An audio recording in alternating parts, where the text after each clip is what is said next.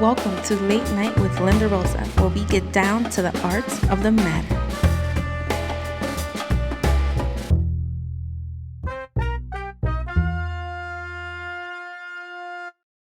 My darlings queridos, welcome y bienvenidos to Late Night with Linda Rosa, getting down to the arts of the matter. Thank you so much for joining me and welcome. Once again, I'm so happy to have you guys here because your time and attention, like I always say, means the world to me. Your time and attention is priceless. It's invaluable. And the fact that you're giving it to moi makes my heart feel full. So thank you guys so much for all of your support. What are we talking about today? Let's get to the topic already. I think this is something that we all deal with from time to time. I think, believe it or not, now more than ever, people actually deal with this because I feel like we spend a lot of time home and there's only so much creative space and creative time that you have. After a while, it kind of just becomes kind of like a blur. So I wanted to talk about that because I'm not going to lie, I suffer from creative block sometimes.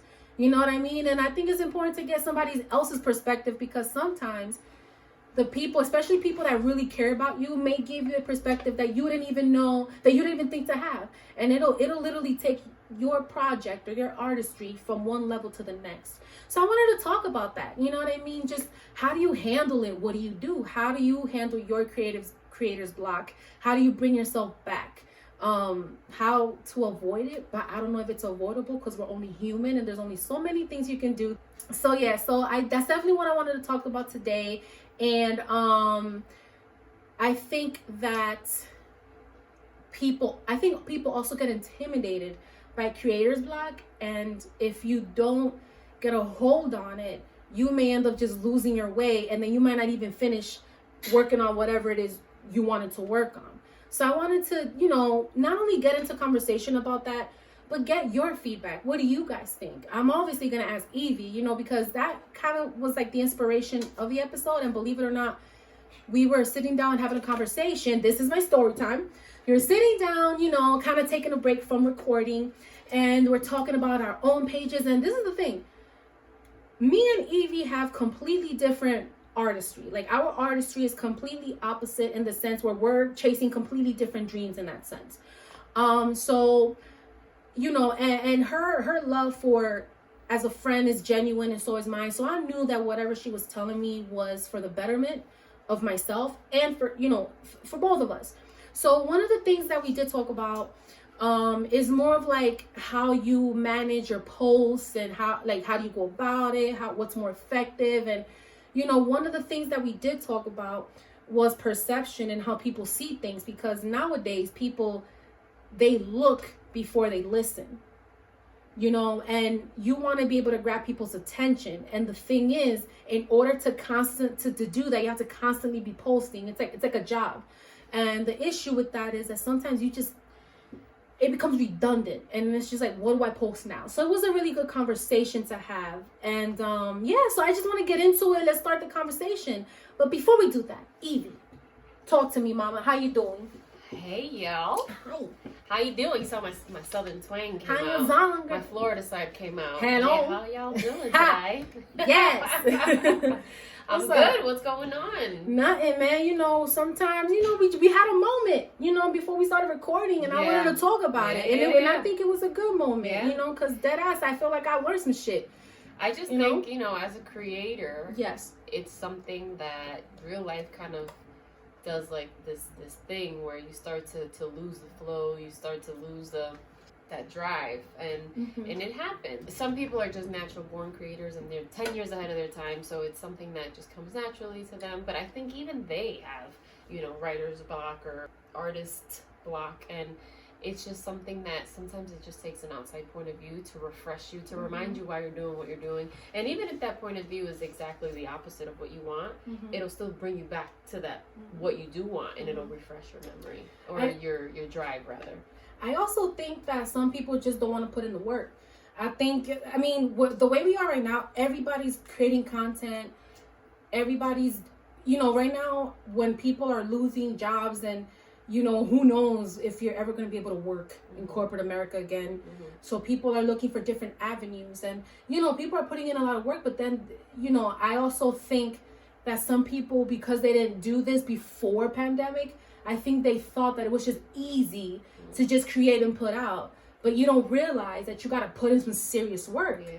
You know? Well, and then there's some people that might surprise themselves and come out with some exceptional things, but a lot of people only get creative and only work really well when they are in a bad situation. There's people that make really good music, but because they're sad, once they reach a place of happiness, they no longer make good music, you know? Yeah. Or, you know, there's some people that their podcasts are strong because they're going through something and it's so relatable and you know, whatever, and then they overcome that and they lose that that fire. So, you know, there's some people that during this pandemic are gonna come out the gates strong, but will they be able to keep it or not? And that's something that, you know, as a creator, you gotta really look in and be like, is this something I really want to do? Because it's not easy. It's not. And you know what? Some people do this as a lifestyle. This is their life. This is how they make their money. And then some people just do it for the fun of it. And then they realize, I may have to do this shit for real. And then there's the thing, some people may not have that much content. They might, like, what you have may be like a series versus like a lifetime kind of thing. It's not like a Wendy Williams type shit. She got like 1 million seasons. You know what I'm saying? It's more of like a quick, you know, 1 season thing. Yeah, so it's kind of like, my thing is, if you're gonna pursue, before we even get to creator's block, I feel like the intention needs to be clear.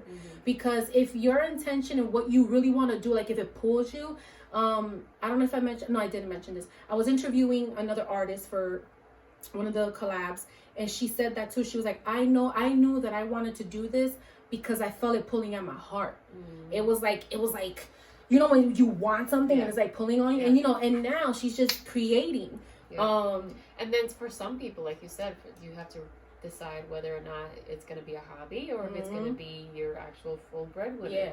But some people only like it because it's a hobby. Some people are only creative because it's a hobby. Some people only have really amazing content because it's a hobby, and once it becomes your job, they lose that love, they lose that fire. So, you know, that's something that's really important to determine whether your writer's or creator's block is because it's no longer fun for you, or it's no longer something that really makes you feel so fulfilled and happy, or if it's because you're really having a creator's block.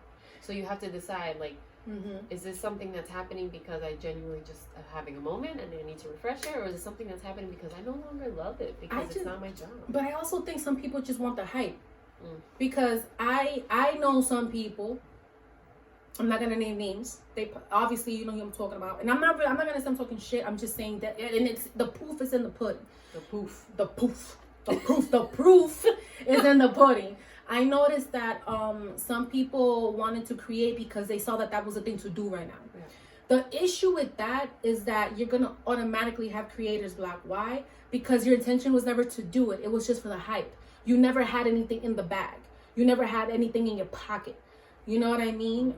When I feel like when you first of all, when you decide that you want to create, you have to decide to put in the work to then create more content. Somebody posted, I don't even know what it was, but they posted something and I was like, that's so true. And it was, you have to be willing to be uncomfortable, be criticized, be broken down, have your work torn apart. You have to be willing to be a beginner and an amateur in order to get to a place of professional, you know, and a lot of people just, once they get one negative review, once they like that's it's just like, you gotta love it so much that you have to take the criticism. And some people will criticize you for good, other people will criticize you for bad, but before you could become, you know, the Beyoncés and stuff, you have to go through Destiny's Child, you know, like you gotta build it up before you get now she's a beast, like now she's queen bee, she's in her true nature, she's creating the art that she's probably wanted to do for a while, but she had to go through that phase. I agree, and I just think that, I don't know why I'm so stuck on that, but I just feel like the decision to become a creator is just as this decision to keep at it and to fight creator's block. You know what I mean? You have to humble yourself. You have to understand, like, I just don't like people that in it for the clout, because I feel like you shitting on everybody else who's really putting in this work.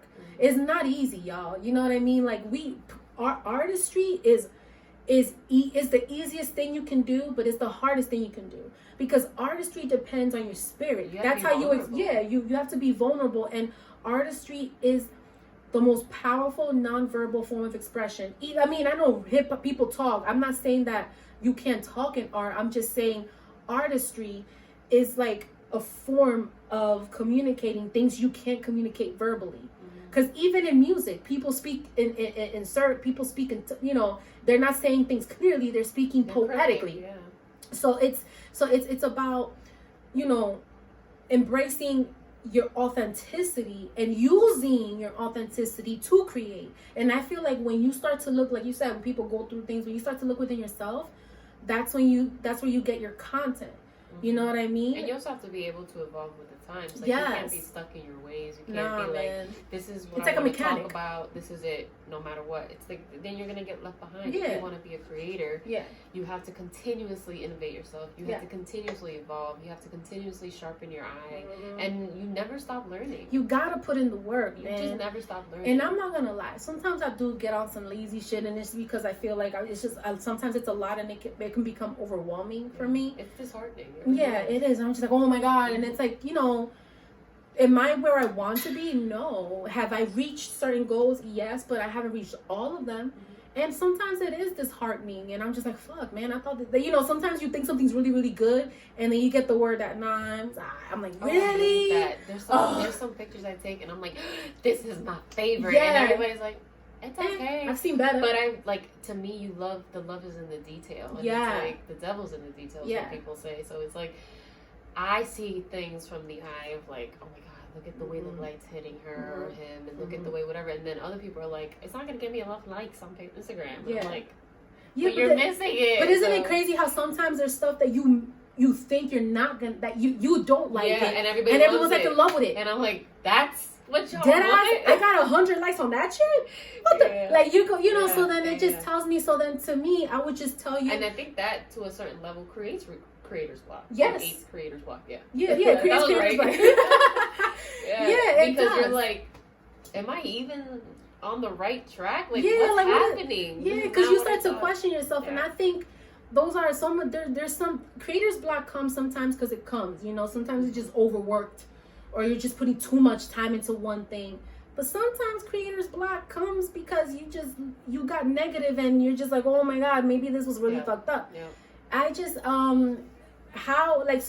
there's so many different forms of creator's block. Yeah. There's people who can't, you know, create more recipes, you know, music, like. But one of the things that I did notice is that even the most famous artists, regardless of what they do, tattoo, music, chefs, whatever, they all somehow take a break. They somehow all disappear sometimes. And I can't tell you the emphasis on the importance of just taking a break and disconnecting. Just because it's a passion project and just because you really, really love it, doesn't mean you got to put 24 hours in a day in it. Yeah. I'm not saying don't put time and work. Yeah. I'm just saying you have a life. And sometimes when you're putting all your time into this passion project, you're missing out on other things you can create. Yeah. How are you going to create if you're not living life? Life is art. Art is life. Life inspires me. For me, one of the best ways to deal with creator's block is to expose yourself to something very different. Because if you go, let's say for me in my instance, and I'm taking newborn photos, if I look at a bunch of other newborn photo pages or photographers or whatever, I'm just gonna regurgitate the same information. But if I go and I just put myself in a situation where I'm talking to a mom and they're like, oh my God, she laughs at this dumb show, or she has this favorite teddy bear, or he or she, they got the weirdest like quirks on them or whatever, my mind starts to think more outside of the box. Like, what they want to capture rather than just a pretty picture in the background is maybe their best moments. And sometimes it means taking them out of a studio scenario and doing it at home, and you can do lifestyle photos. And I feel like that's how things like that are created. You're still getting precious moments, you're still getting your babies first or whatever, but in a more natural, home environment where you're really feeling the picture. And I just feel like sometimes, like in that situation, I'm now removing myself from the standard square, this is what you expect from me, and I'm allowing myself to exercise my creative gene and maybe take pictures in a low light situation, or take pictures in a in a, you know, in a situation where the baby's sleeping and, you know, she's breastfeeding, but it's still such a beautiful moment if you catch it from the right angle. And it's just, you have to remove yourself from your comfort level, look outside, re-energize, and then when you come back, even those same studio pictures are now going to have a different feeling, a different, you know, angle. So I think that's the best way for me to deal with it. Just remove yourself, go somewhere else. You know, in your podcast, you may have, oh, what do I talk about? How do I engage? Whatever. I do go through that. Yeah. But then you go and you have lunch with your friend, and you're like, damn, that's such a good topic. Yo, and it's but you're not gonna go look at other podcasts. No, you're gonna remove yourself, try to feel a moment again, and really just get back into tune. But I also went through what you said. So when I first started the podcast, I had a few episodes in already, so it had me kind of like in line and everything happened. But then, you know, life happens, work happens, and I'm not gonna lie, I had some creator's block and I lost track, and then it just became work, and it became a little challenging to constantly produce at a short period of time. I realized that for me that may not necessarily work, but it wasn't that. So let me elaborate. At first, I had one idea as to what the issue was with my creator's block. And after speaking to my producer, aka therapist, and listening to him, because I'm low-key hard-headed, I realized he had an extremely valid point. The issue wasn't that I had creator's block, even though it's happened to me, and we'll elaborate on how I deal with it. But it wasn't that I had creator's block. It was that I think people get creator's block because they don't understand their work pattern, habits, or their work language. You know how there's like a love language and whatever. You don't understand your work language. You don't understand, like, I didn't know that. I mean, not that I didn't know, but I didn't look so deep into why I was having a difficult time producing some of these episodes, and why it was so hard for me to like deliver. Because if you go watch season 1, it's a clear difference. Other than the changes the obvious changes that I made, there's a difference from me now from season 1, other than growth. And it's because he told me, he was like, do you think that maybe you should take a break, disconnect from the show? It's just sometimes to deliver a podcast episode in I'm telling you, such a show. Some people go live, which is great, but having a live show and having a podcast are two completely different things, because podcasts have to be cohesive. There has to be I don't want to say theme, but it has to have like a vibe, like a, you know, it takes a lot to create. It takes a lot to create a podcast and a lot to create photos. It just takes a lot of work. And it's a learning experience for me, and there was a lot that I didn't know. And one of the things that I learned, I know my work language, but I didn't know all of my work language. And he was like, do you think that you should take a break and just kind of use this time to, you know, promote the show and create, you know, without the pressures of having to deliver it? Because it's different deadlines fuck me up. I think one of the main reasons why creator's block sort of happens, because like I said before, it's that place where the thing you love no longer is the thing you love, because now you have to have a deadline. And a lot of, especially artists, they work almost like on free, like, you know, there's no pressure, it comes naturally and like whatever. But when you put a deadline on something, it's no longer I'm not looking at it as a passion project. I'm looking at it as a deadline. Yeah, and you start to just cram things and do things because you're trying to fill the gaps of it versus actually making it something on purpose. And it's hard. I agree. Really and he knows me very well. So I guess he knew, like, maybe she just needs to disconnect, because I'm not going to lie, it became a point where I kind of fell off the ball a little bit because it just became too much.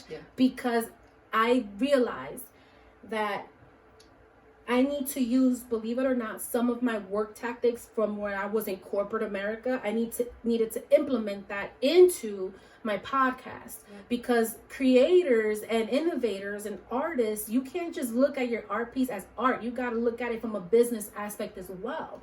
And I realized that at work, in our previous employment, I was I was very organized, and I'm just an organized person. When it comes to putting things together, I'm a person that I learned I need to see things for me to understand what I gotta do. Like, I need to know, I need to see, like a list. Like, I need to, like, you see that big ass calendar I got over there? Like, I need to be like, okay, I'm not saying that I can't handle things that come off the fly, because what I'm saying is, if you have a project and you know you have a project and you want to have a deadline, give yourself a deadline that won't drive you crazy. Give yourself a deadline that won't make you shut down. Give yourself a deadline that you're like, I could do this in that time. I'm good. When I finally listened and I took this time off, I feel like me creating, it changed to a 180. I've got so many different artists on the show this season. You know what I mean? I couldn't do that last season because everything was so rushed, because I just fell off the ball. So it's not like I could call you like, Evie, get on the show tomorrow. That's not fair. That's like, it's not fair. It's not fair to the artist. Like, I mean, I had Bernie. She answered me that day, and the next day we did her interview. But not everybody's like that. And I you caught her on a good day. I caught her on a good day, and it just happens. And my thing is, I want people to respect my time, so I make it my business to respect your time. So I feel like last season was great, and you can see growth. But I know but that's what you need as a creator. In order to be a successful one, you need to have content or things that people are going to look at and be like, damn, she's come a long way. Because if without growth, if you come up out of nowhere and all of a sudden you have this like lucrative business, it's like people are gonna be like, how? Like, how do you even get that? Yo, guys, for real, that ass, go to Late Night Linda Rosa on YouTube and watch the very first episode. I don't even want to tell you that, because I'm not gonna lie, like, if I ever have an interview, they ask me which one is your worst and you hate it or you're embarrassed of. Episode 1, 2, 3.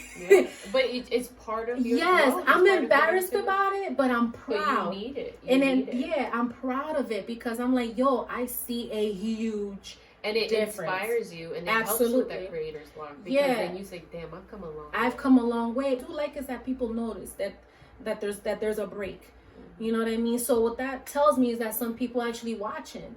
And letting me know, like, yo, we watching, we here. You coming back. And I love the fact that I took the time off and I'm coming back with more and better, you know. And I can't emphasize the importance of being in tune with yourself and knowing when it's time to take a break. I know we had an episode about when it's time to take a break, and I know we're talking about it again, but it's just so important that to disconnect sometimes. So how do we get rid of creator's block? Take a break. And like a short break. Don't do this shit where it's like 6 months. Yeah, because some people take too long of a break, and then especially as a creator, you lose touch. You do with your craft. You lose touch. You know, you lose that finesse. You lose that professionalism. So a little break. I'm not telling you to be 6 months. You know what I mean? No, but just take some time. Like, and you know how you don't take a long time in a break. You give yourself a deadline. And if it's something that you love, you'll know. You'll be like, I mentioned to go back. I'm ready. You know, because some things you take a break and you're not really interested in going back because you burnt yourself out. But when you love something so much and you're really passionate about that project or about that, you know, career or whatever it is that you're working on, you take a little break after you know, a reasonable amount of time, you're like, I'm ready. And all of a sudden, especially as a creator, they start coming in. You're like, yo, I got an idea for this. I got an idea for this. And it's just like the floodgates. And that's literally what's been happening. And I decided to take a little break. And it was a little shorter than 2 months. And if I'm not gonna lie to you, it freaked me the hell out. When he told me, I was like, 2 months and they're gonna forget about me. Oh my God. He was like, no, I'm not telling you to not do shit. I'm telling you to not just don't put anything out. Work, just focus on creating. Yes. Don't focus on putting. Because I feel also that people just focus so much on just putting stuff out that, one, your content's not great, has no substance. You're just putting shit out. And it's just, to me, it clutters my brain. It falls on deaf ears. It clouds my mind, because I just feel like you're just kind of messy with the thoughts. So he was like, I'm not telling you to completely stop. I'm just telling you to take your time, to not have that deadline to have an episode in whatever how many days, whatever how many weeks. Just give yourself time. He said, cógela con take it easy. Yeah, take it easy. For a lot of people, it's difficult, especially like, I don't know what it's like to be a chef, but I'm pretty sure you're like, well, what the fuck can I create now? You know what I mean? But I think with that, you know, I'm not a chef, but what you said earlier, like get out of your comfort zone, probably create another cuisine, like a whole different taste. You know what I mean? I just feel like, and then you're right. You're absolutely right. Sometimes you just have to do something different, or at least reach it to a different conversation. Yes. Call an old friend that you haven't talked to in a while. Bounce some ideas. It doesn't even have to be about the project. Just talk about something else and it'll bring you back. Especially if it's something that you love. Yeah, and you know, I would reach out. Because sometimes getting creator's block may cause stress, anxiety, you know, anger. Yeah. You're upset. I feel like if you reached out to me and be like, yo, I'm having creative block, I know I have no idea about, you know, what it takes to create a successful podcast. So for you to come to me and tell me, listen, I have creator's block, how can you help? I'm the wrong person to ask. But if you talk about something else, which is what we did, we started talking about something completely random. But it was relative to both led of us. to another, and it was just like, you know what? I didn't even think about that. And the same thing goes for me. Like, I don't necessarily go to you for photo advice, you know, or creative guidance, but I definitely can feel energy. I can definitely talk about something, and speaking it out loud, you're like, that's what I'm gonna do, you know? And that's literally what happened. And so that's what I'm saying. Like, you don't always have to reach out to the same person because to someone that does what you do, you should, because they're doing what you do, but you don't have to. You know what I mean? Because we were literally having a conversation. We were talking about content, and that's relative to us both and how we put out content, and you know. In the age of social media. Yeah, in the age of social media, what's effective, what's not effective, what's appealing, what's not appealing. And believe it or not, different artists from different walks of life can really relate to that. Because at the end of the day, the main goal from your content is to get a following. So does it matter that you're a photographer and I do a podcast? Now, we both trying to get a following. Now, whatever your following is yours and mine is mine, but the tactic don't got to be that different. You know what I'm saying? So I literally, it hit, you know, and we made a couple changes, and you know, we're gonna see progress on, you know, and it's all in trial and error. And like I mentioned before, you got to be willing to look a little foolish to be able to be like, oh, that was not it, this is it. And I am the queen of that, especially where we're at in the stage of our creativity. Creativity. Like, we're in a place where we have the luxury to mess up. We're in the place that we have the luxury to sort of be like, that wasn't right, and then delete it and move forward and change it, and you know what I mean? Like, and it's sometimes your biggest fuck ups are your best. Because I'm telling you, I'll post some things and people are like, I love it. I'm like, that's that? Yo, I swear to God, they're like, oh my God, that shit was funny. I was like, I mean, it's alright. Like, okay, whatever. And it's not that you need care. to turn into those people, but now you know what people are looking at. Yes. You know? And that's the thing, like, I noticed, like, one of the things that I noticed about you is the storytelling and the passion in your photos. I feel like every time I look at one of the photographs that you take, I feel like an emotion. Like, I'm like, I smile. Or I'm like, like there was this one picture you posted recently with the baby. It's like pink in the background, and it was like and I was like, oh my God, I want to hold the baby. Like I was like, and I messaged you and I was like, yo, you're improving. You know, and that's what you need. You need to be able to just put it out there. Yeah, and you guys can't take it personal, because I'm not gonna lie. When my producer and manager Michael told me, like, you should take a break, I took it a little personal. I was like, fuck you, me. I didn't say that to him, but in my head, I'm like, fuck you, me, and take a break. I'm Linda. I'm always ready to go. He was like, no. Calm your ass down. No, he had to call me because I was in my feelings. I'm not going to lie. I was like, what you mean? You know, because I'm the kind of person, I could have gushing blood from my head, and I'm like, yeah, I'm good. I'm good. I'm showing up. I could literally be like, losing a whole liver through my ass, and I'm like, nah, we'll still be working. So he had to like call me and like, look, I know you, and we had a conversation, you know, and he's my brother, so I knew where he was coming from, and because he is so invested, he knew what was in my success and in the success of our projects, that he knew. He was like, I think, you know, he just advised me from a place of love and professionalism, and I had to be realistic. I mean, because he put it down into a point where I was like, I mean, it would be nice to be able to create and not have to put it out in a day, in a week. It'd be nice to just create and know that it's there, and I don't have to review it, because the thing is, you gotta create and review it, it's great to know that my deadline is not 5 days. Right. I love knowing that my deadline is XXX, and and I know that I'm organized. I'm a methodical thinker. So if you see the calendar, I'm particular about what I'm doing, when I'm doing it, how I'm doing it. So because of that, it's been really effective for me. And you can go back to enjoying it. Yeah, I'm enjoying it. Yeah, like I look forward to you coming through to the studio and like recording.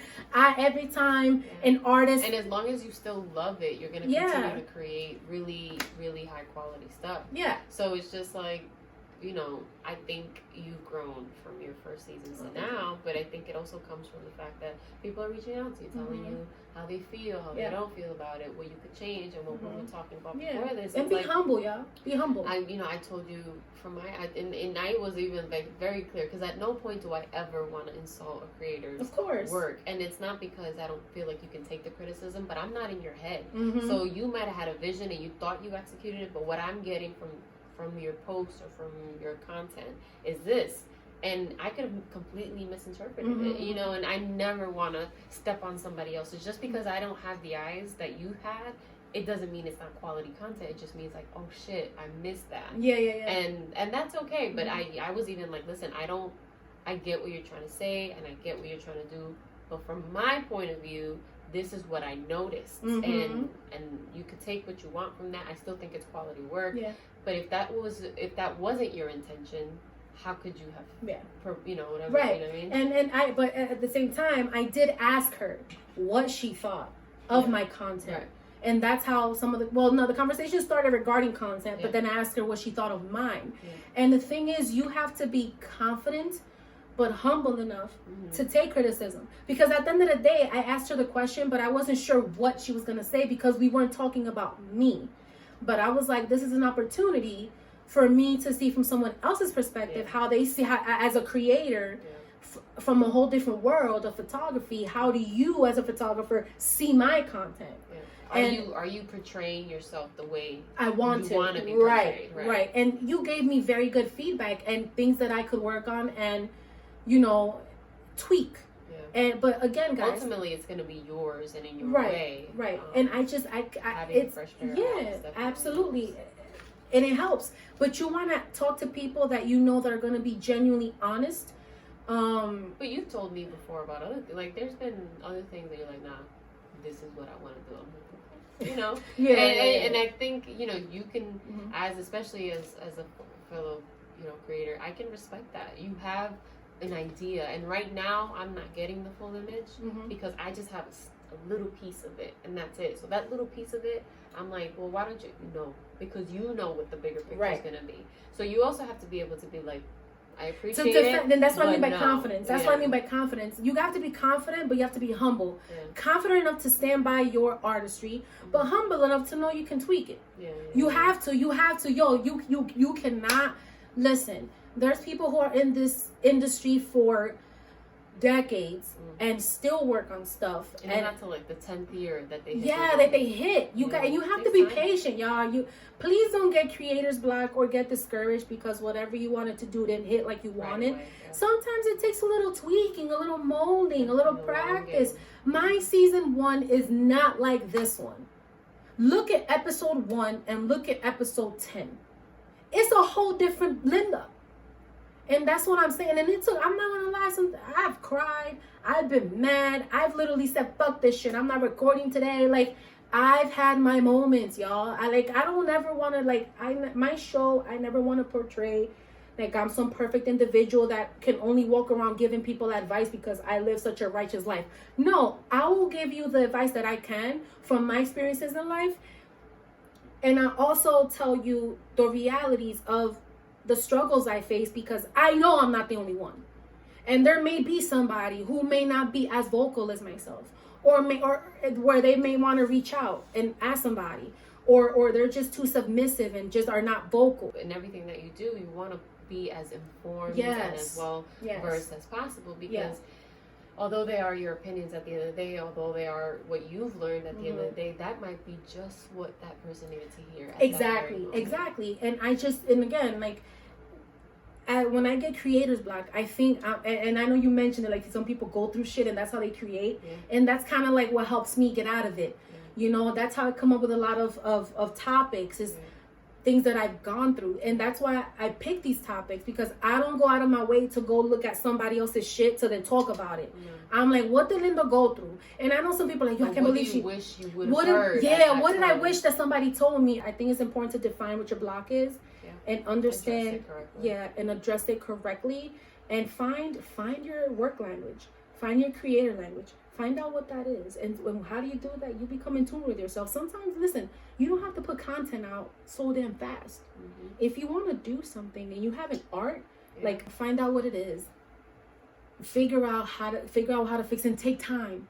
Time is so invaluable. Take time to get to know yourself, to take a break. My darlings, queridos, welcome back. And today we have this artist of the week. Tell you about Miss Shar is that she always had this super duper low-key chill vibe all the time. It was like, you could tell Shar some crazy shit. Shar's face would be like this. Yeah. All the time. I've never seen her break. It could be something funny as hell. She'll laugh and just it was just straight poker face all the time. During the quarantine pandemic, she created her entire brand, and we're going to get into that in a second. But let me just give y'all a quick rundown of what I felt when I read, because I read every single story she put up.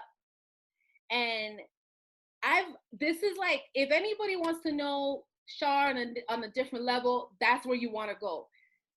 Vibe is different, energy's different, language is different. And I'm not saying that you weren't real as shit, but this is like real as shit. Like if you want a taste of Shar, this is what you want to read. And it's just so homey and girl vibes and chill vibes. This is kind of right up my alley. I love spoken word, anything written down. And I love the authenticity of how you wrote it. You're showing us like the journal and the date and everything. And it's just like, yo, she's really taken us like on a little bit of her journey a little bit. And the reason, one of the biggest reasons I have you on, and I definitely can't wait to hear you talk about it, is because out of a lot of people, whether I worked with them or not, you're one of the only ones that I've seen take everything that's happened employment-wise and literally shine. Like, it wasn't like damn, it was like every time I saw you or heard from you or anything, it was like, I haven't been this happy in a minute. Like, it was a different outlook. So it was really, really interesting. Yeah. So talk to me, girl. What's going on? I love your hair, by the way. Girl, thank you. This is my quarantine do. It's super duper long. You can't see all of it, but it's out there. Yeah. Yes. So what's up? What's going on? Talk to me. Everything has been good. Like, everything has been bomb. Like, my motto ever since we started quarantine, ever since everything kind of happened with the job, has been finding comfort in transition. Like, I have that written all over my room. I have written in my journal. It's just kind of been my motto. So whenever I just find myself in an uncomfortable position, which quarantine has been for a lot of us, I find comfort in it. And like, that's how I've just kind of been pushing myself through. Despite all of the fuck shit that's been going on in the world, quarantine, like, I needed this pause desperately. And that's kind of what's just been keeping me going, really. It's like, I desperately needed this pause in life, career, money, all of that, social life. And just like, I just needed the mental space back. And so once I got it, I was just like you. I was like, I need to get everything I need to get done as soon as possible, which is a lot of pressure.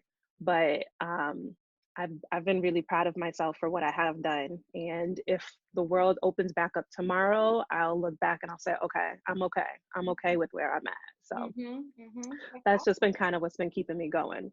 But really, everything's been really wonderful. Give us a little bit more on your background and how you came to create this really, really dope ass blog, With Love, Shar. How did you start that? So, um, so I always say that With Love Shar started in my journal. So I am like an avid journal writer. I also obsessively talk to myself. And sometimes I forget where I am and I start talking to myself out loud. And really what's happening is I'm trying to record events that are happening around me. Like if I see something or I remember a conversation that I'm having, I'm like replaying that conversation. So either I'm speaking it out loud or I'm writing it down in my journal. Um, so With Love Shar really started in my journal. And I always say those are my favorite stories to myself. Those are the most important stories of my life. And I've always been really into creative writing. What inspired me really to start my blog was Black Lives Matter. That started in early June with the death of George Floyd. And just like a lot of the activity that was happening around the world, it just made me want to start participating in the conversations that were happening. I personally never really cared about social media. I didn't really care about like building an online profile because I didn't really see the value in it. And I didn't want to feel like I was like exploiting my life for popularity. So I just didn't find a space in social media for me. For you, But once Black Lives Matter happened, I felt like I found a voice online and I started to really appreciate social media and just hearing the voices to the left and to the right. Like, I'm not talking about scholars and presidents and, political commenters. I'm talking about my friends and yeah. people I don't know and younger people. Everybody was contributing to this conversation and I was learning so much. And I was just really inspired. I was really inspired by everything that I was learning from all these people around me, people that you never heard talk. Um, so that got me really comfortable with social media. And then when Black Lives Matter started to calm down, I just wanted to build off that momentum. So I thought, okay, what do I love? How do I want to contribute to this conversation? And what can I do?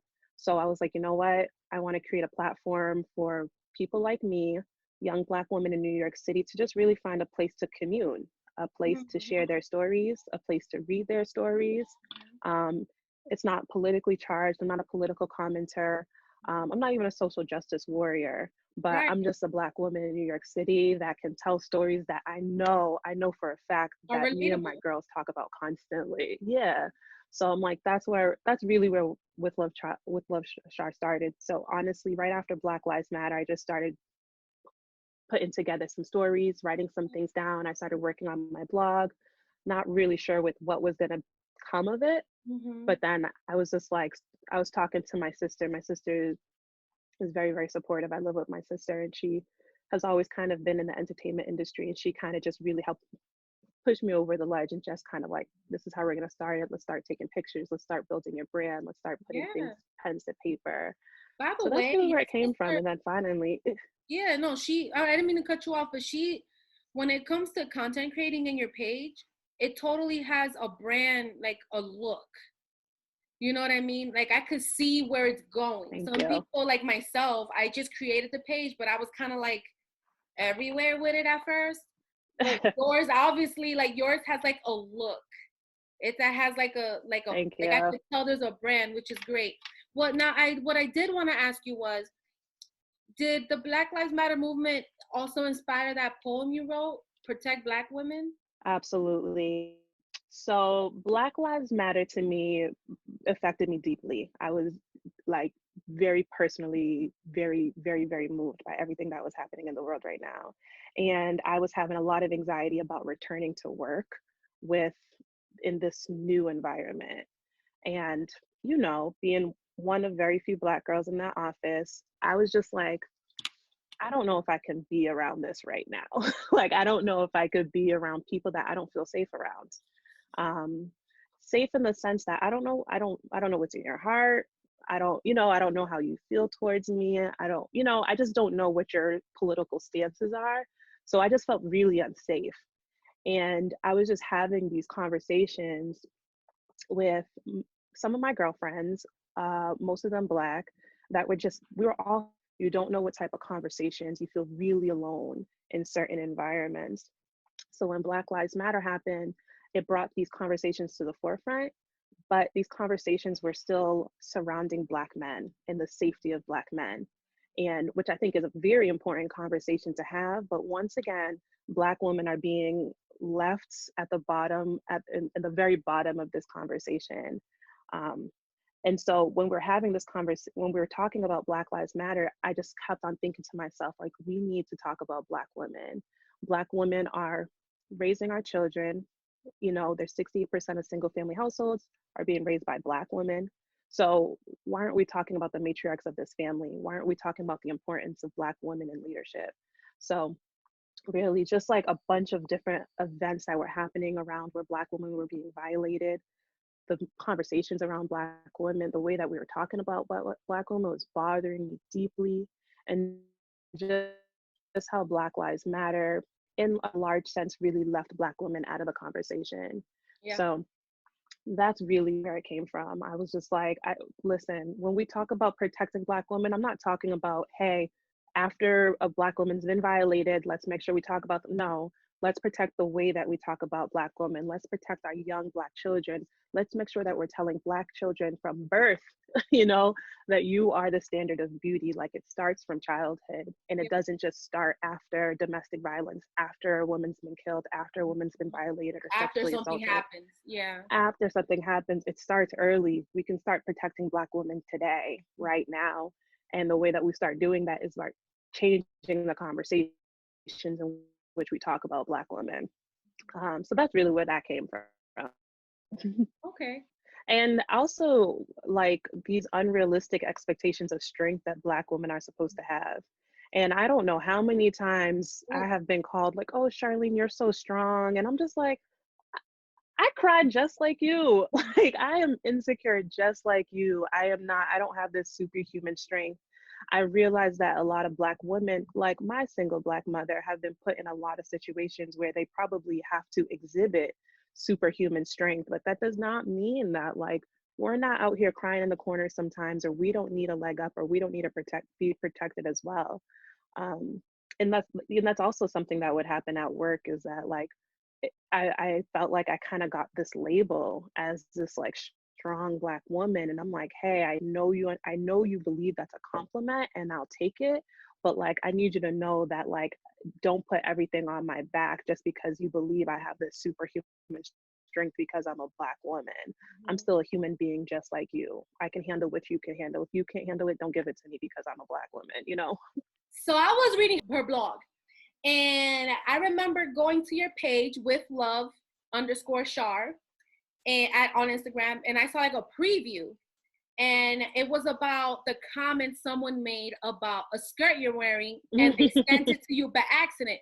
Let me tell you something. First of all, the first vibe I got off of that was like, yo, you a hating ass bitch.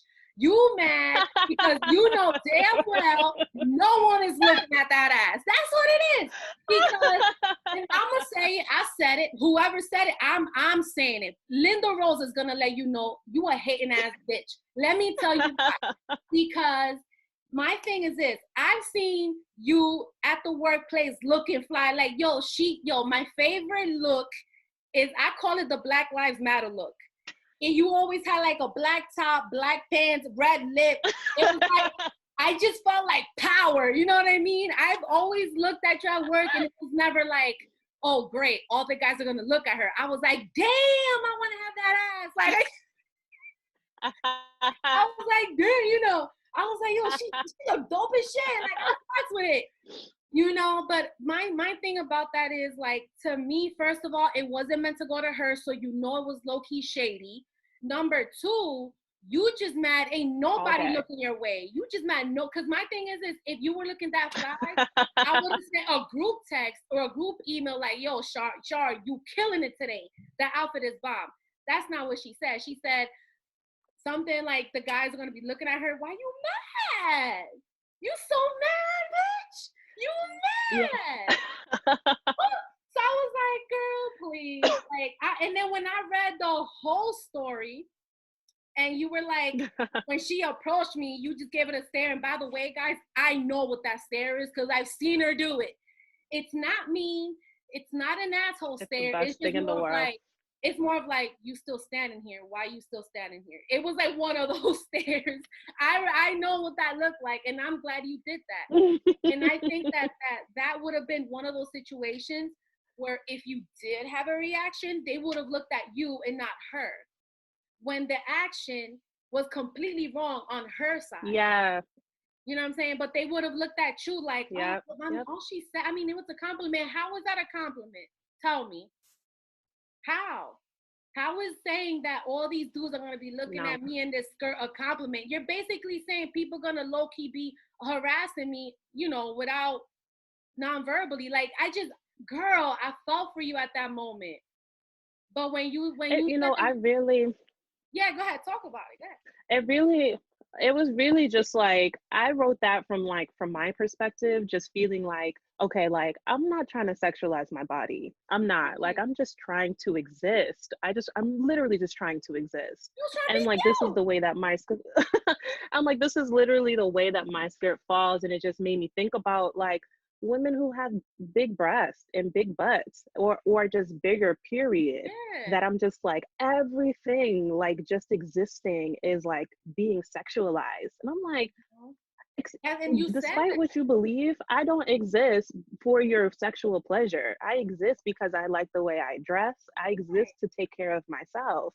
And I had a lot of different women contact me afterwards and just tell me their stories of just feeling completely shamed about what they wore to work. And I'm just like, man, if our bodies were not meant to be sexualized for men, then we wouldn't be having these conversations. You know, we would not be talking about like, oh my God, why is her skirt so short? If you don't care what my skirt looks like, why do you care? You know, and like, why are we judging people by their bodies? Because our bodies are not the same. And if you're a very petite woman, you have the luxury of kind of just wearing whatever you want, kind of moving about a space and not feeling like, okay, I'm trying to be extra sexy or something it's like that. It's automatically, it's like you want to do that. It's like, I want to show you my ass, or no, fool, I just want, I like this Zara top. I want to wear my Zara top. Like, I can't, like, I'm just existing. I'm just existing. That's that, yo. When I read that, I was like, yo, they can't let her live. You know what I mean? I can't exist. Like, and the fact that on top of the fact that she came to the desk running, I just felt like, first of all, your shady ass is trying to avoid some kind of problem. I just did not feel like any of that was sincere, and she knew. She probably thought, one, you were going to be unrealistically upset, like they're going to take your emotions and amplify it, or two, that you would take another route. You just gave her the death look, and not even a death look, you just gave her the stare, like the walk away, go that way stare. And and don't come back. Don't come back. Don't come here with that shit. And let me tell you why I appreciate that.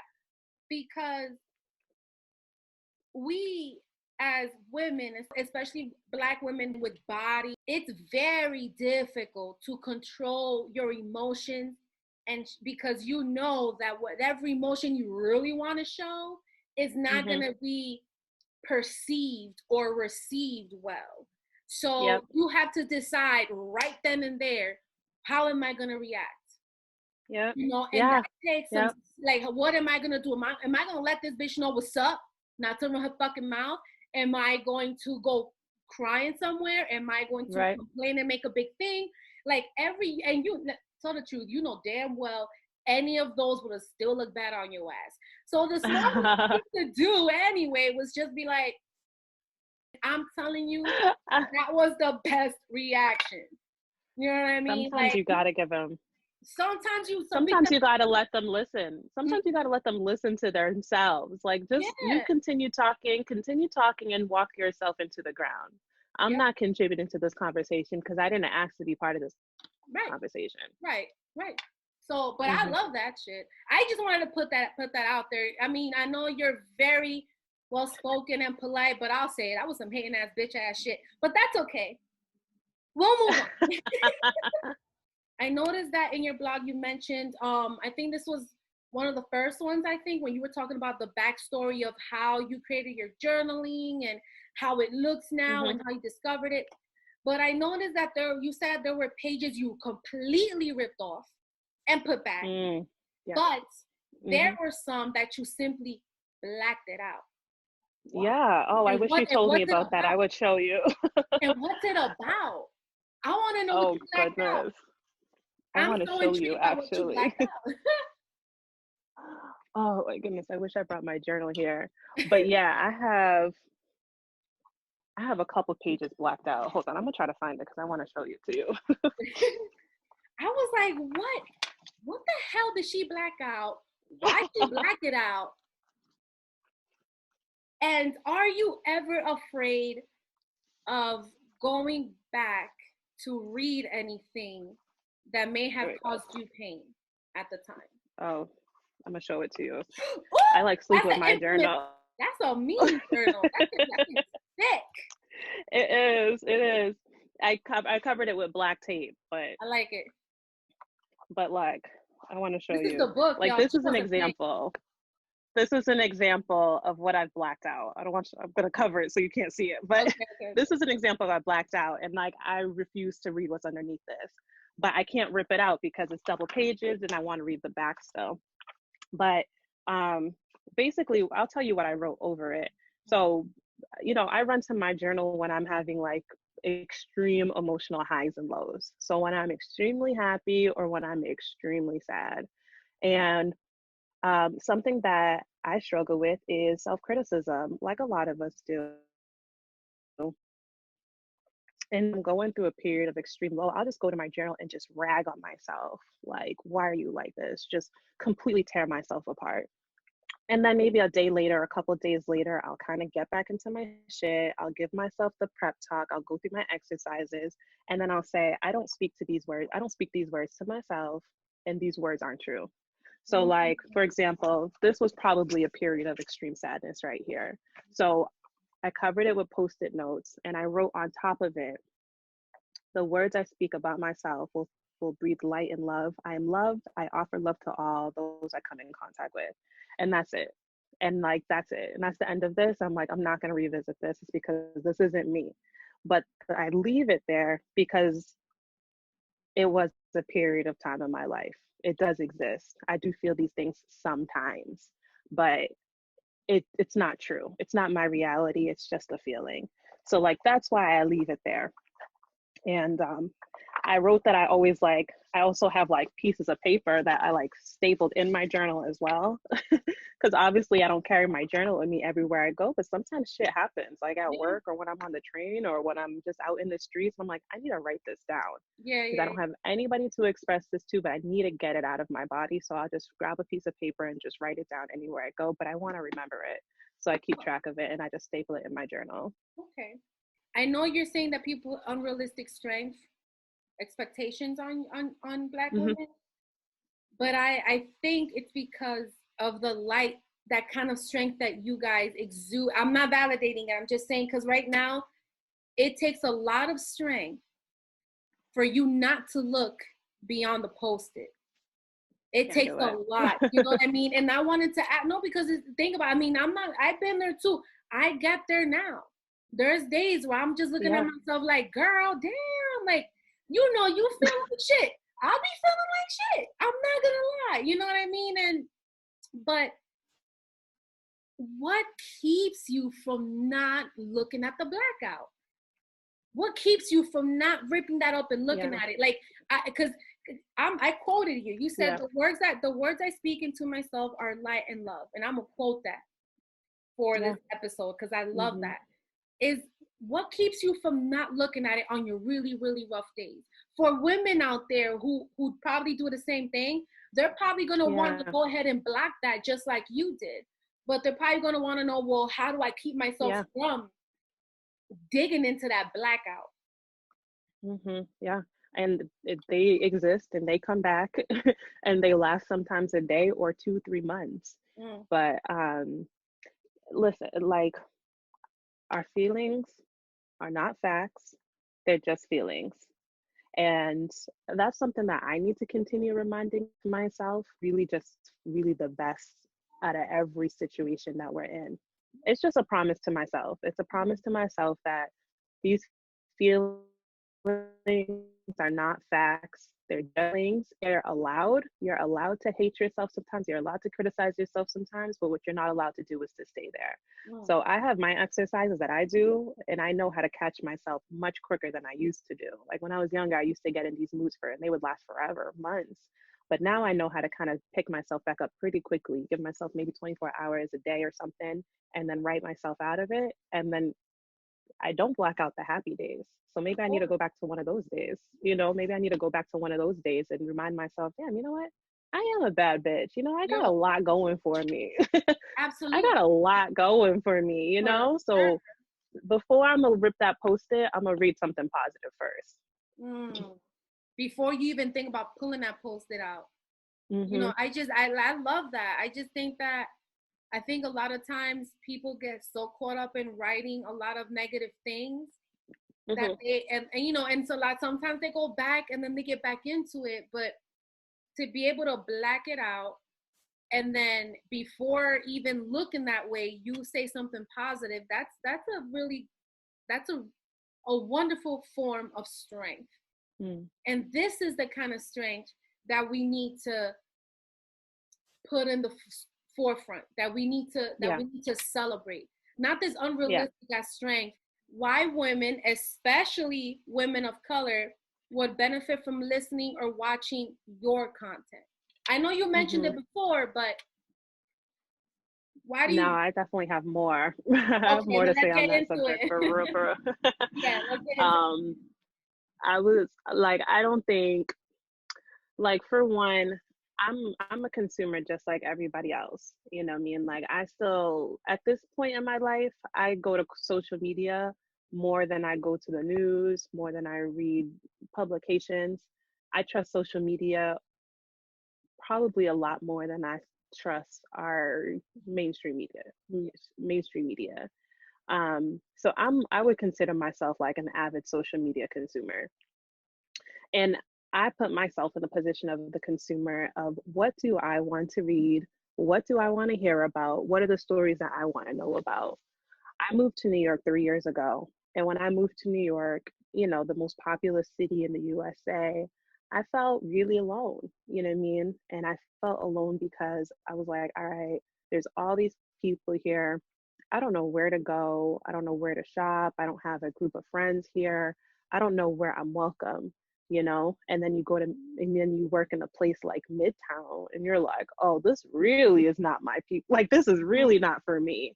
So I think people that would really enjoy With Love Shar are women like me, women that are just trying to find community within New York City, within Brooklyn, just trying to find people that think like them, that are trying to thrive economically, fashionably, socially, people that just want to thrive in these areas that would really benefit from what my site has to offer. So eventually I want to be able to put together places where Black women can find other Black women to commune with, places where you can find a husband, just places where you can network professional women like you. I just want to be able to create a space for Black women just like me that move to New York City and feel incredibly lost, but also know that, hey, we're not all just winning completely. All of us are going through these same struggles together.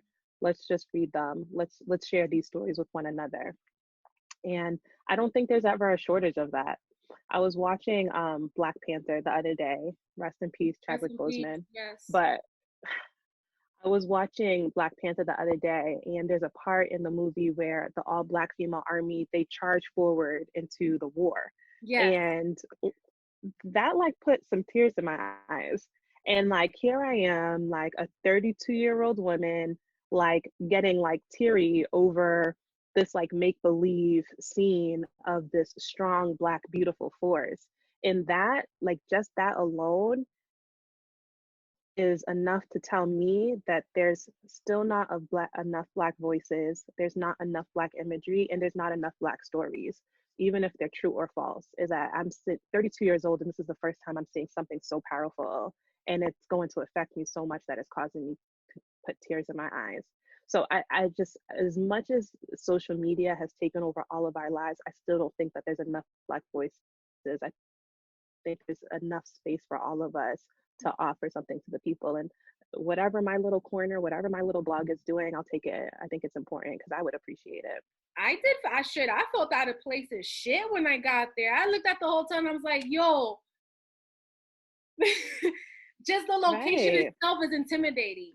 You know what I mean? And you do feel out of Right. place. Like, where do you go? Yeah, everybody's at the bar, but like, my kind of These aren't my Can I people. find Like my these person? aren't like these aren't my people. And like Yeah. you know, we'd be at work and people be like, go to this, go do this and go do that. And I'm like, are there gonna be black people there? Yeah. Like like no, I'm going back to Brooklyn and I'm going to Harlem and that's Yeah. it. And like that's what I meant when I said that, like, you hear in New York, and I'm just like, okay, New York as a whole is not for all of us. No. You know, like it's like these are our places. Yes, make your place, find comfort wherever you go. Yeah. But if you want to find your people that look like you want to date people that look like you, then like, hey, it'd be nice if someone curated a website that had all that information together for you. So like,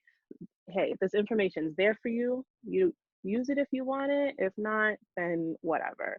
I love Go to the walking. million, hundreds of thousands of bars available No, in you're New York City. absolutely But right. that's ultimately what I want to do. Yeah, and I think it's great because there's no greater feeling, like, even though you may not know anybody in the room, you still feel like you belong there. Because there's Yes. no worse feeling than you're going to a new place and you from the door, you're like, yeah, No. what we gonna talk about? No. You're not gonna get it. Yep. Yep. I'm gonna make a joke and you're gonna look at me like I'm crazy. Like, you know, I'm gonna say something, you're gonna take it the wrong way. I go home. Yeah. Yeah. Or, you know what So I mean? when you were talking about like, I'm not going any place that's not required of me, like I feel that, but like, you know, in my position, it just didn't look great when I didn't show up for those work happy hours it and didn't this look great for person's me. retirement party and this, that, and that's it. Yeah. No, it didn't look great for me. You know? But I was like, look, No, either I'm right. gonna look bad this way or I'm gonna look bad that way. That way, right? I'd rather look bad being home. Pick. Yeah.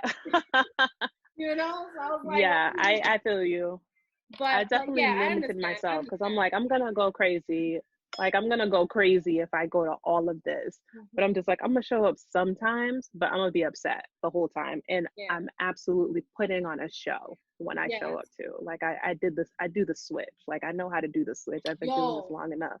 But I just know how to put on the switch for people. Yeah, she is a switch pro. I didn't mean to cut you off, but you be hitting some shit and I can't help it. It's like a whole different chart and I'm eating it up. You don't get this. You don't get. Let me tell y'all better go to this blog because you see it. You're not gonna get this at work. Where wherever she go work, you're not gonna get this at work because she know how to put that motherfucker on, honey. But anyway, that switch. Yes. So creating your blog, the website, and everything like that. What were some of the challenges that you did face? And how did you and some of the challenges that I'm still facing, number one, I don't know what the fuck I'm doing. This is the first time I've ever ever kind of like, again, like I told you, like I was not into social media at all. I barely posted pictures on my Instagram account. I hardly knew how to create a story. So in the beginning, it took me longer than the average human being, I think, to create my website, which isn't even that complex, but it took me a while. So that took me weeks to just get that right. I had the content, like I knew what I wanted to write about, but sometimes I would write a blog post and it'd be like 2 pages. I'm like, nobody wants to read this. Like nobody wants to read. So I needed to start curating pieces, short and sweet pieces. And then I needed to, on top of that, one thing that my friend pointed out to me is that managing an Instagram and managing a website, you're managing 2 different platforms. you know, so you have to make sure that your Instagram account, like you get that, you know, like you have your Instagram page and then you have your actual podcast. And then it doesn't, you, both of these need to be lit. You can't just have, hey, do shit on one page and then Sleep turn on up the on other your one. website. Yeah, so that's been a struggle for me too. And I don't even know how you did it, working and trying to work on a passion project. And I was only able to do this because of work. I was up until 3, 4 o'clock in the evening. I remember before I went live, I kind of just did some teasers. And like I was up until like 6 a.m. just like putting together, like putting the final touches on my website and just trying to do really and making really great content. So just the technological side is pretty difficult to manage, but I have a much better hold on it. Managing 2 different platforms, Instagram and my website, making sure that my content is nice. I have really nice pictures, high quality images, learning how to edit, do lighting, all that stuff is brand new to me. So that's just the technical side. And then learning how to market myself. Like I think I'm still kind of figuring that out too. Just like knowing the right hashtags, what different websites I should be following. So once I figure out how to do all that, then going online and figuring out how to get my Google Analytics pod in. And there's just so many different avenues that I can take this. And then I still want to continue growing my website. So you know what? I say that I'm learning as I go. This doesn't need to be perfect.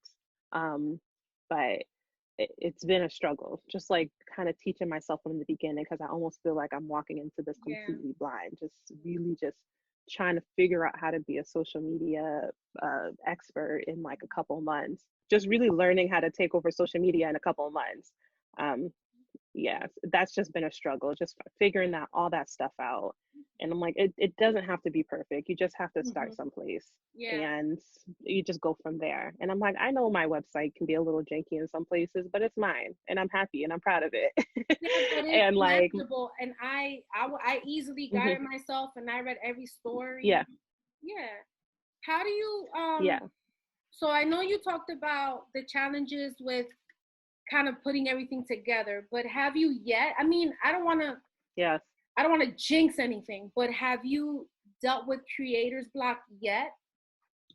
Like just kind of like, Yeah, I know what you're saying. yeah. I no, not necessarily, because before I started my blog, I still have my journal, and this is like 13 years of content right here, like in my opinion.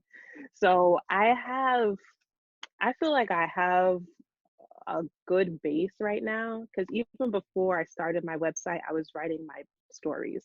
So I have like probably right now, if I look on my computer, I probably have 25 stories already written. But some of them I'm like, damn, this is a little bit too much. I don't know if I want to put this out there. And then like, I go through that all the time, Shark. Damn. yes, That's the life I live. A lot of times I'll say shit, yes, I'm like, ooh, maybe I shouldn't have said that. yeah. But you're fucking Shark, yo.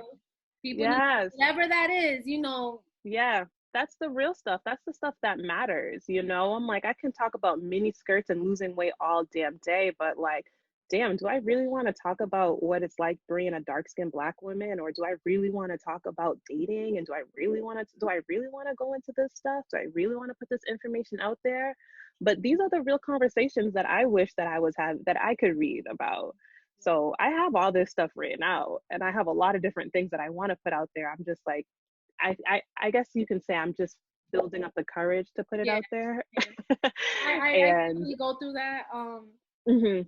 Sometimes there's certain things that I say, and I'm just like, and I'll regret it, and I'll regret it, and I'll talk to the producer. I'm like, yo, take that off, take that, you know, because I know I can get like, I joke around and I'm loud and I'm hyped, but I can get real deep, you know. Yeah, Like I've had yes, people I love cry that. on my show.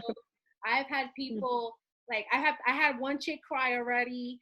I've had dudes just go off talking. So but there's just certain things that I'm like, damn, I want to touch that. But I think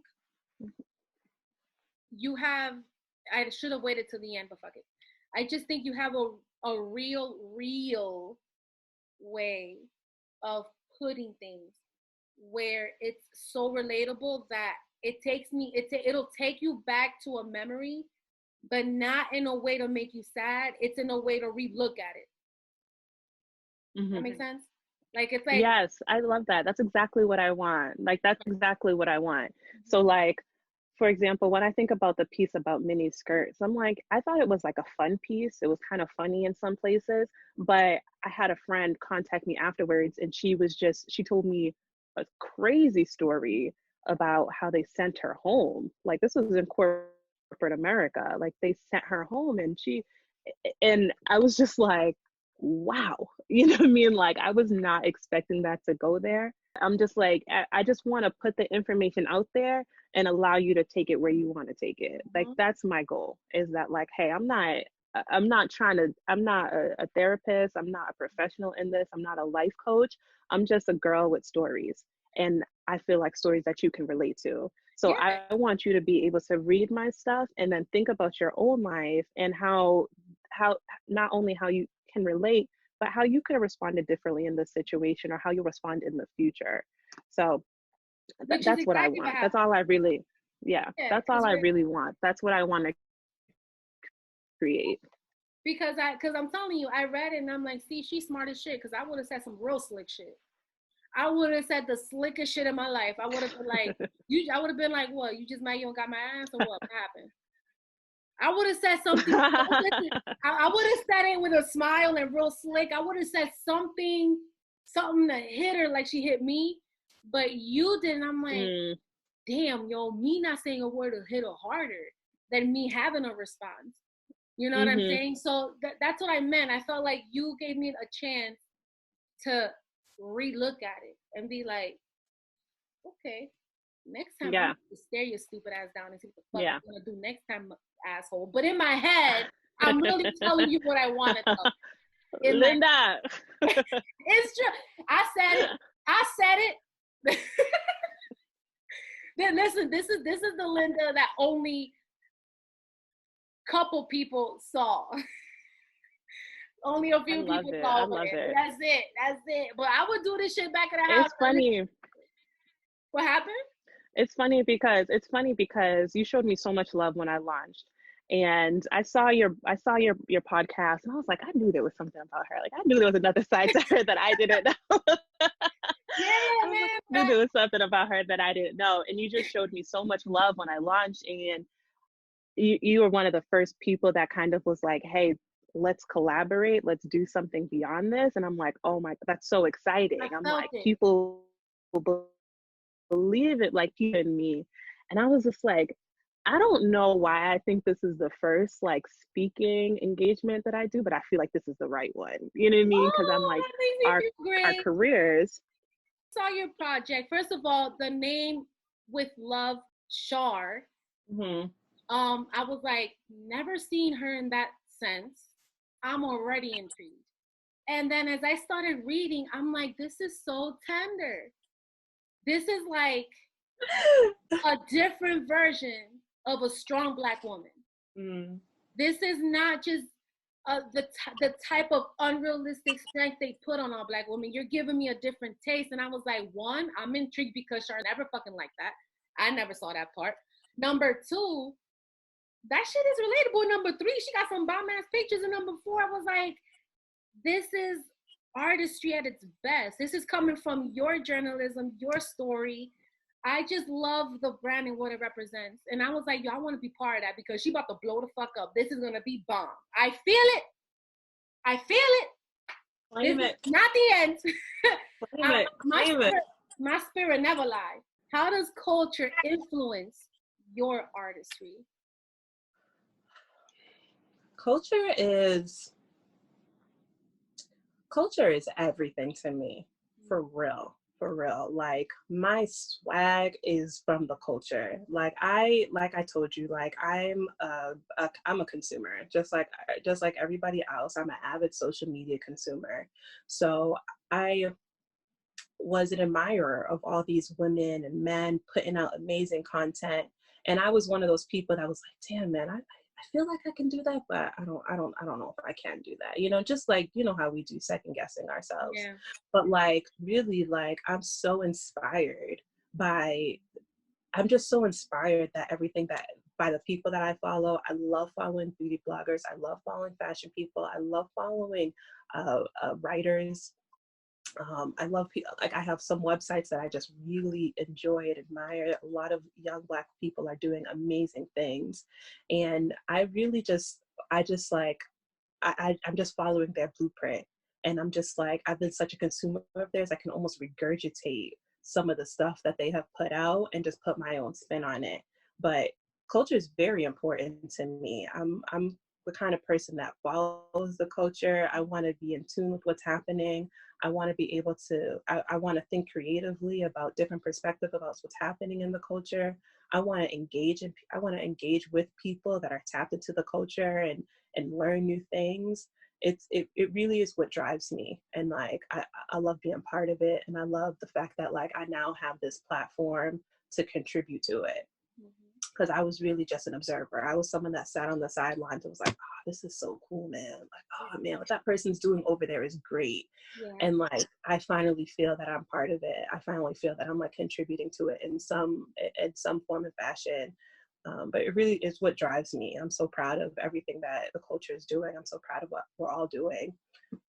I'm proud of what's coming out of quarantine. You know, I think what's coming out of quarantine is really cool too. We have all this space and time to really begin digging into ourselves about what drives us, what we're passionate about. And like, it's cool seeing people just evolve right before our eyes. I know I'm evolving right before my eyes. There's some days I'm like, damn. There's some days I'm like, damn, I did that. I put that. Yo, I'm like, I took it on the internet. Like, there's some days I surprise myself. Even my sister's been telling me like, oh my goodness, Charlene. Like, I'm like, my sister's name is Girdley. I'm like, we gotta go. I gotta get this content out. Like, you know what I mean? She's like, okay. Let's do it. And I've never been like that before. And that, you know, I honestly, I tell people all the time, and I'm so repetitive about things that really stick to me. And that people are like, you know, there's just a lot going on. I said, man, I'm trying to tell you, this is not a war revolution. This is a spiritual revolution. This is a time for it. This is the time that whoever your God is to you, provided you right now to redo your life. Because there's people right now that we have to redo everything. It's not, oh, get a different job. No, I got to redo my whole life. Yeah. This is an opportunity for you to do it right. All that time that you were like, man, I wish I did this. I wish I did that. I wish X, Y, Z. Right now is the time. You know what I'm saying? And I think that we just have so much alone time. What you going to do other than check yourself? I was listening to one of the trailers on your podcast, and you said something that I kind of live by as well. You said we really should be crafting the life of our dreams. We should be manifesting the life of our dreams. And I'm kind of on that journey right now too. I'm just like, all right. Like, I sat down one day and I was like, okay, what is everything that I dislike right now in my life? And I'm just like, okay, I don't love my body. I don't love my job. I don't love my social life. I want a different love life. What's my financial situation? You know, like, I just looked at all the different things in my life and I'm like, you know what? I'm going to change every single last one of them. Can I create the life that I want? Can I create the life that I dream of? And so now when I wake up in the morning, absolutely every single thing that I do is in pursuit of that. And I'm working towards multiple different things. So if I'm working on WLC, I'm creating the social life that I want. If I'm working out, I'm creating the body that I want. If I'm applying for new jobs, I'm manifesting the job that I want. I'm changing my financial situation. So like, one thing that quarantine has done for me, it's given me time to define how I want to change my life, what life I want to create for myself. I have a humongous poster in my room and it says, live your dreams. And I was just like, I'm the type of person that dreams a lot. And I was always one of those people that would go into work, go into our corporate jobs and just be like, damn, I wish I had that life. I wish my life looked like this. I wish I wish that I had this type of time to do social projects or work on a creative projects. I wish that I worked out more. I wish that I had this type of social life. I wish I had this type of love in my life. I would just wish it. It was almost a wish. All the time. I would just wish it. And for whatever reason, I had convinced myself that I can't have these things. And finally convinced myself that I'm like, I can build the life of my dreams. I can live the life that I dream of. So every single day I am working towards that. And I don't care how small it is. I don't care if it's only 1 hour of my day, I'm doing something to honor that. So today we're connecting spiritually. Today we're here. Today, a former colleague of ours, but he was extremely low key. You may or may not know who he was. But he put up a post, and the question was, how do you get yourself out of this, this dark place or this sadness? Like the question was just like, how do you get out of that? And I usually don't respond to posts. I'll like it but I won't respond. But I just felt compelled. And believe it or not, I feel like all day today, that's kind of been the topic. Because if you look at my post for today, I ended up talking about that. Talking to you, I ended up talking about it. And you literally just said what I told him. And I responded and I said, bro, it's hard, but the way to get out of it, when you're that sad and you don't want to get out of bed, you know what you're going to do? You're going to stand up. And that's your first accomplishment of the day. Yes. After you stand up, you know what you want to do? Make your bed. Second accomplishment of the day. People think that in order to do that 360 or that switch or that new journey in life that we're doing, they think that you have to do this massive shit.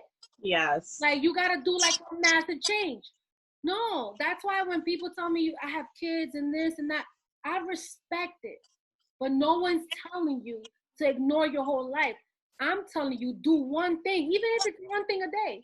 There's 30 days in a month. You did 30 things. One thing. It's just a matter of how do you start? Simple things. Stop putting so much pressure on trying to be somebody that you want to be. Like, there's nothing wrong with seeing people that motivate you. Yeah. And that you want to be like. Listen, it would be an honor to work with one, John Taffer. Don't know if you know who that is. 2, Angie Martinez. I love them. And Angela Yee, I touch them. I love that. You know what I'm saying? But does that mean that I'm going to be making big ass moves like them? Nah. Angie Martinez was not Angie Martinez till she hit Angie Martinez. Yeah. You know what I'm saying? So it's like the same thing. No one's asking you to change your whole life. Look at what's happening with us. Our lives have changed. But even then, we didn't take massive things. We're doing one thing at a time. He was like, that's the realest answer I got. He was like, people hit me up telling me to go scream and go cry and go pray. I said, bro, wait. I've screamed, I've cried, and I've prayed. But after a while, you got to do something else. Yes. Because we all get in that, but that's not where God, whoever your God is, wants you. Yeah. He's trying to take you somewhere. He's trying to take you somewhere. So on those days where you feel like not pushing, but you got that one little ounce of spirit that's pushing, use it. Because that's him or whatever your faith is, whatever your spirituality is, that's pushing you. Yeah. But the thing is, y'all want your religion, your God, or whoever to push you all the way. Nah, but he'll take you to the water. Yeah. You gotta dig your head in it and drink it. Yeah. So I was like, he was like, but you making it sound simple. I said, it's not. But that's why I break things down. That's how I get things done. Don't give me 1,000,001. It's unrealistic. Do one thing. Yeah. Some days I'm not feeling myself, but I'll get up and I'll make a cup of coffee. Next thing you know, I'm sitting on the laptop. Right. Yeah. Yeah. It's true. What I'm saying? Like it's people think you gotta, you know what I'm gonna do in the morning. No, not shitting on what you do at all, because I think it's amazing. in the morning, I'm going to work out, then I'm going to do this, then I'm going to do that. Some people don't have that kind of power or energy or strength. Sometimes just getting up is enough. And it's enough, y'all. It's okay. Just don't just get up and then go back to bed. Get up, do something else, then do something else, then do something else. But anyway, so we were touching on the same things, and I just felt like that's like maybe the message for today, to just not give up and take one step at a time. But before we get to the end, what are your future projects, and what do you hope, or what do you hope for the future? I'm gonna start with what do I hope for the future. Yes. So what I hope for WLC in the future is, I wrote it down and I said, I want WLC to become a space for Black women in New York City to strive socially, fashionably, and economically. I just want us to be able to find community. I want us to be able to come here. I want people to be able to come to my site and say, hey, I moved to New York, or I just want to get back out there. Where can I find what's happening? Where can I stay tapped in? And where can I find community? So that's what I want WLC to turn into eventually. Some future projects that I'm working on, I'm going to continue doing what I'm doing now. I still want to grow my readership. I want to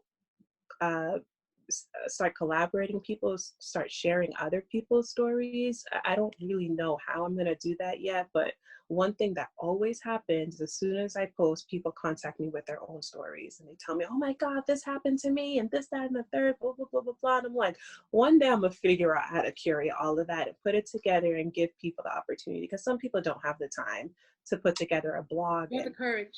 Or the courage, you're right, or the courage to put this stuff out there. And I'm like, hey, I'll be that vessel for you. So if there's something really important that you want to get out there, I'm happy to post it for you on my website anonymously if it's on brand with what I'm looking for.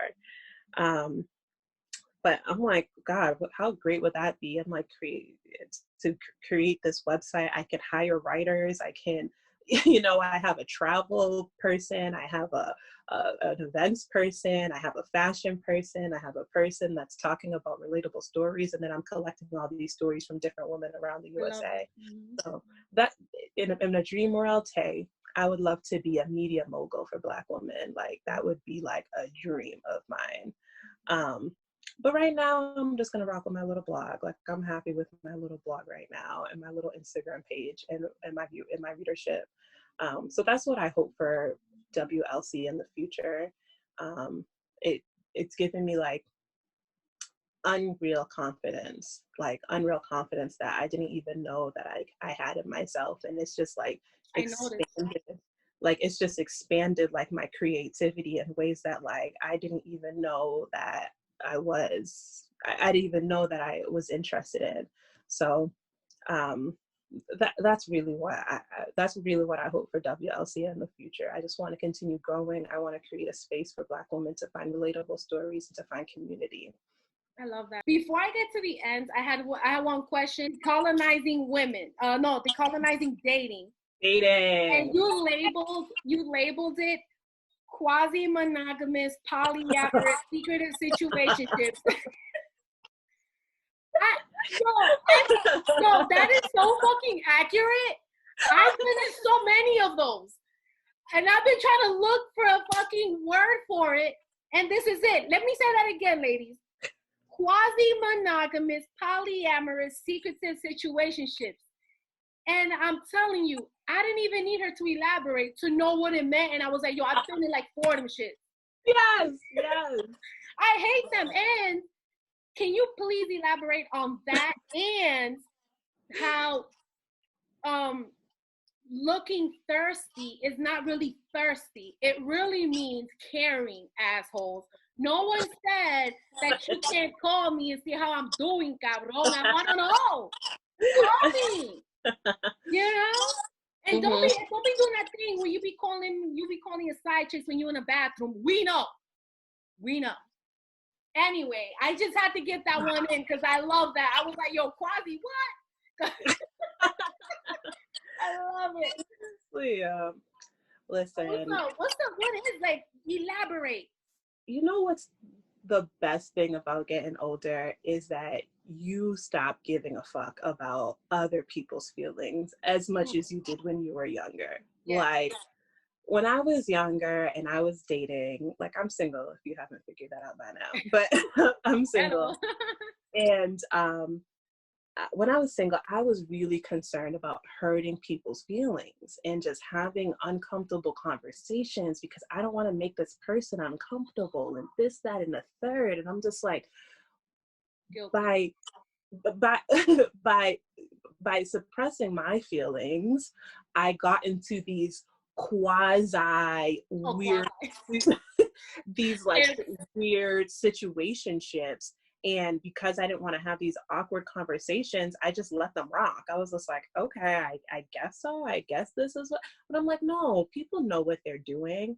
And the one thing that I love about getting older is that as I'm dating, I'm like, so I need to be clear on what I'm dating for. And it's not this secretive, unsure, like I need to be clear that that's not what you're looking for, or you're not, or that's not what you're trying to get into. So that's why I labeled it that, because I was just like, you're in these relationships that are supposed to be monogamous, but you're not in a relationship. It's a situationship. And the reason why you're not in a relationship is because probably one person's not monogamous, so you're really polyamorous. So it just gets really complicated. So that was really my first point, is that ask for what you want, like when you are out here dating. And I'm just in a very different place right now, where when I was younger, I was scared to, but now that I'm older, I'm okay. I actually really, really, really appreciate men that are like, that's not really what I'm looking for. I'm like, thank you for your honesty. It's sexy to me when they come at me like that. Even if they're saying that they don't want what I want, it's hot. I'm like, oh, okay. Boy, you know what you want in life. You know what you want, and I'm like, I'm not shaming young guys either. I'm not saying that they need to know what they want when they're young kids anymore, but I just I'm having these conversations with my friends, and we're all just like, so does he want to be in relationships? And they're like, well, I don't know. And I'm like, get to it, and move on. Girl, And move on. You're right. But see, the reason why it hit me was because I've been on both ends of that. I've been I've been on that end where I'm like, well, what's up? Yeah. And then recently there's someone that I know that has interest, but in my head, I swear to God, he wants to fuck. Like I think that's what it is. And every time they come at me, I'm like, yo, you just want to smash, don't you? I'm like, yo, I'm not looking for that. And I'm telling you, there's been like the dude will cut the conversation short, and I'm like, see, because you make it clear, they decide. And my thing is this: by me making what I want clear, it gives you an opportunity to haul ass. You know what I'm saying? Bye. Like it's an opportunity to be out. But I've also been on the other side where it's difficult because you like you like or love the person, but you don't want to hurt them. And then it becomes a situationship, and then you know what happens? They become even more invested. And this was like the reason why I call it decolonizing dating advice was because this was advice that we got when we were younger. You know what I mean? Like, don't scare him away, and like, oh, don't show all of yourself. Like this was like this stuff was ingrained in us. One of the things that listen, you know how like being an opinionated woman is almost like a curse word nowadays. Yes. And I'm an opinionated woman. So it's like I would feel all the time that I'm like, I have to like come down here. I need to come down here to make space for him to be up here. And I feel like that's just an example of decolonizing dating advice, of just like, listen, we need to erase everything that we have learned and walk into dating with different eyes. And I'm like, hey, it may not work. This might all be bullshit, but I'm like, listen, I'm putting this out there and I'm trying it. And now that I'm dating as a 32-year-old woman, this is how I'm walking into this situation, because guess what? It didn't work in the past. So why not walk in with my true 100% my true authentic self? And that's how I'm walking into dating into 2020. It's just like, this is me. This is 100% of me. Yeah. And like, hey, let's see what happens. Let's see what happens so that I don't have to put on some front throughout this whole situationship, you know? And I think some people get comfortable in the situationship, or not even that. It's not, they just, listen, y'all know y'all get caught up. Y'all know y'all get caught up. You done smashed a few times. Now you find yourself thinking about what they're doing, where they're at, and all this other shit. That's what I'm telling y'all. Okay? That's 2 times. And I just a couple. I mean, I'm just saying. And then I think at our age, it's just like you have to be honest, because at our age, you know, whether they're in like mid 30s into 40s, you're hitting people that already have baggage, good or bad. They may have kids. They may have been married. They may have been in a relationship for 10 years. Like, we're not meeting people that never done anything or nothing's ever happened in their life. So you have to be extremely honest about what you want, because I ain't got the kind of time. I'm 32 too. You know, I can't be pulling 3-5 years and all you want to do is smash every once in a while. I ain't got the kind of time anymore. So I think now that's why I think that's why I wanted to talk about that. It's a great conversation to have. I would love to read more about it, because especially women of our age, we're not old ladies. I'm not saying we're old, okay? I'm simply saying we're not at the point of our lives we could be fucking around like that. Or if you do, make it clear. Make it clear. If that's what you want, then go for it. Go for it. But there might be a guy that may be with it. He may have been in a relationship for 10 years and now he just wants to chill. That's cool. Or, believe it or not, ladies, you're gonna meet guys in their 30s, like, or 40s, that dead ass want to date you. And you out here being a bird. I'm just saying. You listen, there's nothing wrong if you want to smash. It's cool. I'm just saying, be clear. Yeah. I love that. I can't wait to read more about that, because I was like, yo, let me say it right because I don't fuck it up. Quasi-monogamous, polyamorous, secretive situationships. We got to stop that shit. And you know what I'm talking about. We all been there. We've all been there. I've been on both sides of that. I'm guilty. Okay? Hell yeah. But to end all of it, to end this wonderful podcast, and I swear to God, Michael, I know you're the producer. Please keep this one as long as possible, because we gotta cut it down to a certain time. But I feel like this whole fucking episode is long. So, yeah. I love it. One more thing is, any advice for all our fellow artists, whether they're writers like yourself or just on a path of creativity? Any advice you want to share? Really just start. Like, begin anywhere. Like, it doesn't matter if it's just on Instagram, on Twitter, or just a small social group among your friends. Just start everywhere. It's not going to be perfect. You know, like, it might even be a hot mess, like, in the beginning. And like, I swear, like, once you put it out there, it feels so fucking good. It gets easier and you get more excited about it, but don't wait until it's perfect. You know what I mean? Don't wait until you have some beautiful masterpiece. Actually, the masterpiece is the hot mess that you put out in the beginning, because it's like, watch that shit grow. You know what I mean? Just watch it grow into something gorgeous. And I still feel like I'm in the hot mess stage, but I'm just loving every single step of it. And it's so exciting to me. It's been really, really exciting to me. And like, I would not have been able to even, you know what I mean? I would not have gotten to get to know you, Linda, or the people that I've connected with in the short amount of time that since I started. Tomorrow is going to be my 1 month since I launched my blog, for real. And I'm just like, I just feel like I've been through so much just in this 1 month. The amount of conversations that I've been having, the amount of opportunities that have just come my way, and that was only able to happen because I just began anywhere. Just start somewhere. It doesn't have to be great. It doesn't have to be some beautiful masterpiece. Just really start someplace. The idea that's just been nagging you in the back of your head is something. It matters. So I guess that would be my advice. Just begin anywhere. Yeah. Well, I'm gonna end it with this one. Me and Charlene, she don't even know her spirit but touching mine. We'll end it right there. All you gotta do is start. And the one thing she said that hit me heavy in the best way is to find comfort in transition. That's your whole fucking life. I don't want to hear nothing. That's it. That's it. If she had just said that, I would be like, all right, show's over. But I was intrigued.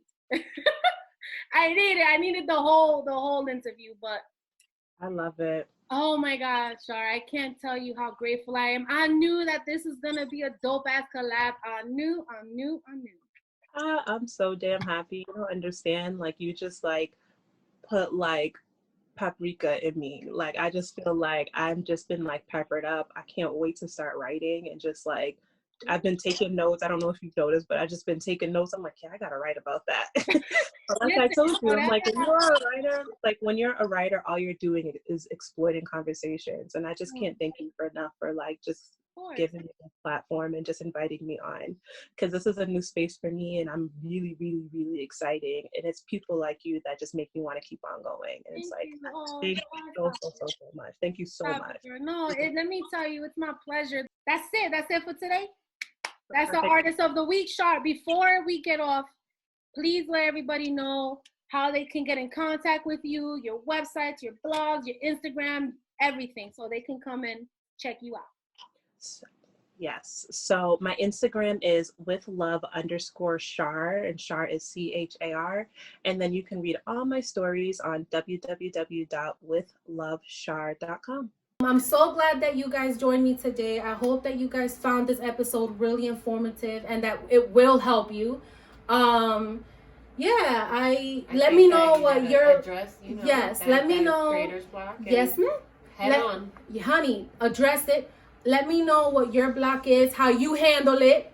And I'm glad you guys joined me today. Evie, thank you so much for joining me. I am always glad to be here. Honey. My favorite little corner. See me. Favorite little corner. Here. She's here for it. I'm here for it. Make sure y'all follow us on Instagram. What's your IG, boo? On Instagram, Candid Creations _. And just make sure that when you're watching this, you're taking notes, because you really gotta reach out to my girl. She's so what's the word I'm looking for? She's so transparent. She's unscripted. She's really just trying to get to the art of the I'm dead ass. I don't have not one script on this table, but a notebook for some notes. That's it. Because I really try my best not to cut her off. So sometimes she says something that inspires me and I'm just like, write it down. But I go into this with just the love of what I'm doing. You know what I'm saying? So with that being said, make sure you guys follow us on IG, Late Night with Linda Rosa. The link is in our bio, and that'll take you to everything, whether it's Spotify, Apple Podcasts, Google Podcasts, iHeartRadio, you name it, I'm on it. It's on the link in the bio. Make sure you send me your questions, comments to latenightwithlindarosa@gmail.com. I hope you guys hit me up, and I'm glad you guys spent your time with me this evening. I hope you have an amazing day, and that tomorrow is even better, and I'll catch you at sunset. Bye. Bye.